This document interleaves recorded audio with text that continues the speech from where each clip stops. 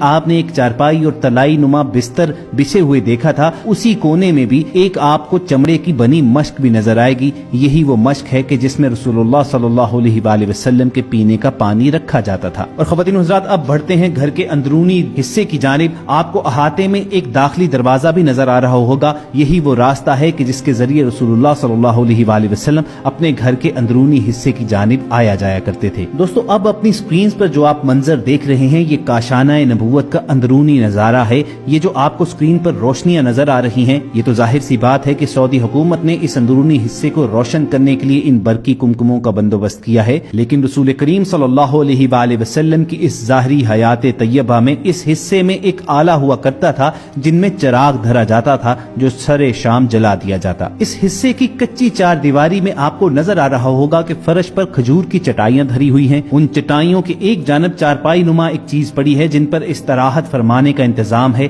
اور ساتھ ہی زمین پر ٹاٹ دھرا ہوا ہے۔ کائنات کے سب سے افضل بشر، دو جہانوں کے سردار ہمارے پیارے آقا محمد صلی اللہ علیہ وآلہ وسلم کی یہ عادت مبارکہ تھی کہ وہ نرم بستر پسند نہیں فرمایا کرتے تھے، اور اکثر اوقات عبادات کرنے کے بعد آپ زمین پر ہی لیٹے رہتے۔ اور ذرا آقا صلی اللہ علیہ وآلہ وسلم کے اس گھر کے اندرونی حصے کی چھت کا نظارہ کیجئے کہ ان پر کھجوروں کی چھال دھر کر اس پر سائے اور پردے کا انتظام فرمایا گیا ہے۔ کاشانہ نبوت کے اندرونی حصے کا جائزہ لیتے ہوئے اگر آپ سامنے دیکھیں تو آپ کو دیوار کے ساتھ کھجور کی کچھ خشک شاخیں پڑی ہوئی نظر آئیں گی، اس کے ساتھ ہی اناج سٹور کرنے کا ایک چھوٹا سا برتن، اس کے ساتھ رسول پاک صلی اللہ علیہ وآلہ وسلم کا اس زمانے میں عصا دھرا ہوتا تھا، اور اس کے ساتھ ہی زمین پر وہ برتن پڑے ہیں جن پہ رسول اللہ صلی اللہ علیہ وآلہ وسلم اور ازواج مطہرات کھانا تناول فرمایا کرتے تھے۔ آپ